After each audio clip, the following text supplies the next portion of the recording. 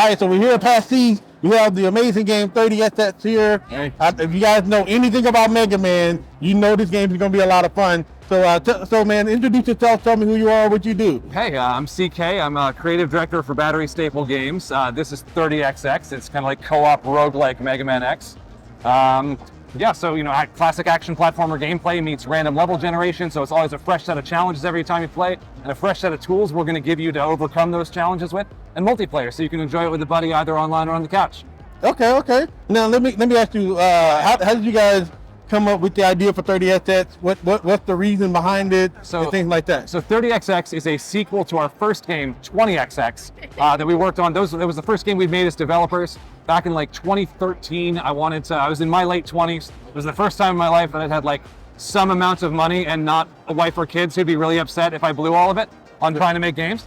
And I always just wanted more Mega Man. Back in 2013, Capcom wasn't really doing anything with the franchise.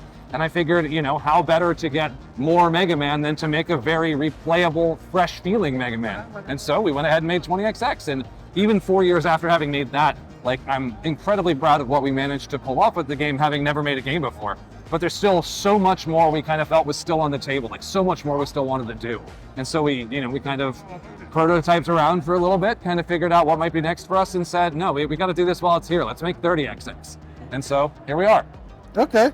So now you have the game here at PAX East. How did you feel to actually see people walking around playing the game? Incredible. And stopping oh snap, that looks like Mega Man. How did that feel? Even though we've been showing these games at PAXs for, I think our first one was East 2014. So it's literally been 9 years at this point. It never ever gets old. There is something that is so innately life-giving about having people come by and watching their eyes light up as they go by, and the moment they put their hands on the controller and just kind of it does what they expect it to do, and they're like, oh, cool. It will never ever get old. It is restorative in a wonderful way. It's great that we're finally able to be back at these conventions again, since obviously we haven't been at physical shows for a couple of years, right? Right. And it's incredible to see. It's just as good as it's always been, man. Okay. Now, so just to clarify, you work with Batterystaple? So I'm creative director for Batterystaple. Okay. This is basically my baby. I'm creative design, most of the engineering. We have the game. So you did everything for this. Thankfully, that I'm very happy about. I am not the artist. I am not the musician. I am not the level designer.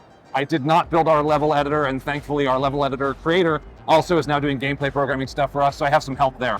But design, creative, biz dev, all that stuff's me. Okay, so with Batterystaple, are there any other games that you guys are excited about that's getting ready to come out, or? Yeah, I guess I'll give them a little free publicity, not that I need it. You could, if you wanted to turn the camera around at the big Mina the Hollower thing. As soon as I have time, that's what I want to go play. Yacht Club makes wonderful things. The guys who made Shovel Knight, and they have the new thing, Mina the Hollower. That's what I want to go check out here.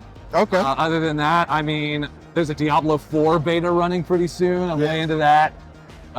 They would drop Diablo 4 beta while we're here. Right. Rude. If you're watching this, Blizzard employee, rude.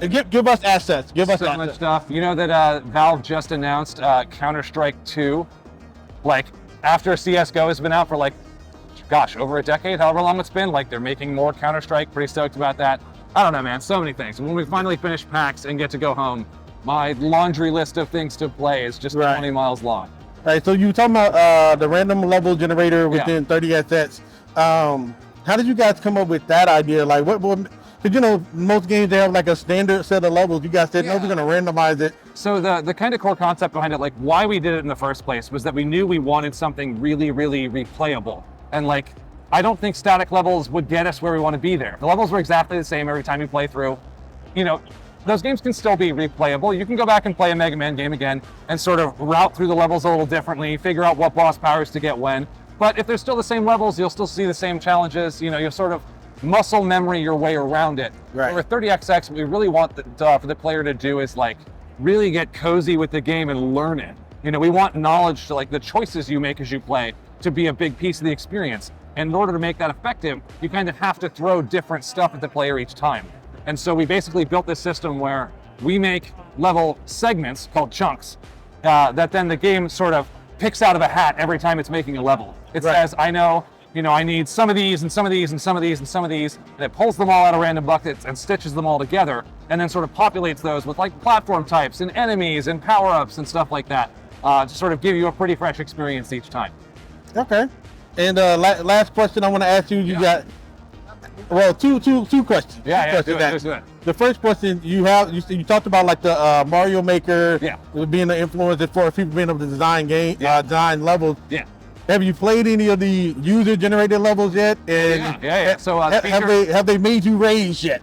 A little bit of both, man. So it's good. The feature's still in development. Where like when we shipped early access, we basically shipped the ability for users to make their own level chunks, the pieces that the game uses to stitch together levels with. We kind of realized after a while that, by building that, we were giving players the tools to help us. We gave them the tools to make more stuff that we could use to stitch into the game. But I think what we really want to do is give players the tools to make what they want to make. We basically want to say, before we said, here's exactly the right set of tools for you guys to help make more pieces for this game as it is. And what we should have said is, here is everything you could possibly want in a level editor.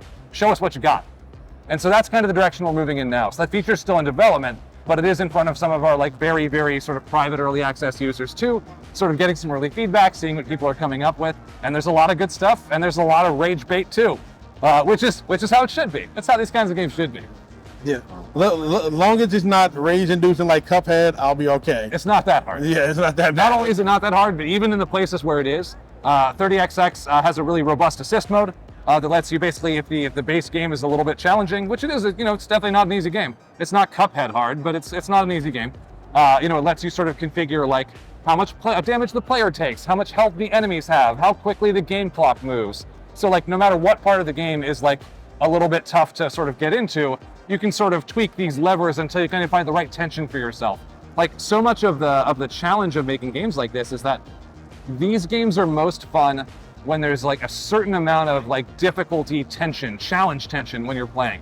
Like you've got to feel like you've got to be trying at least pretty hard most of the time. Or like if the game is too easy, there's no tension there, you just blow through it, you make whatever mistakes and nobody cares. And if the game is too hard, you feel like no matter what you do, you're gonna get owned.